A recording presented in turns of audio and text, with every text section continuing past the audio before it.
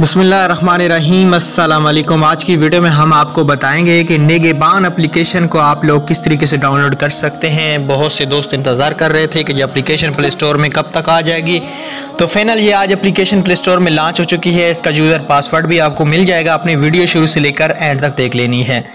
तो क्या तरीकाकार है इस एप्लीकेशन को लॉगिन करने का, कैसे आप लोग चलाएंगे, कैसे डिलीवरी होगी, सारी डिटेल्स इस वीडियो में बात करेंगे। वीडियो एंड तक देखना।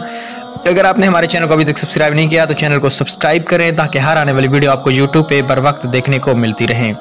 चलें आज की वीडियो को शुरू कर लेते हैं। दोस्तों यहाँ पे हम आपको गाइड करने जा रहे हैं कि आप लोग इस एप्लीकेशन को कैसे डाउनलोड करेंगे।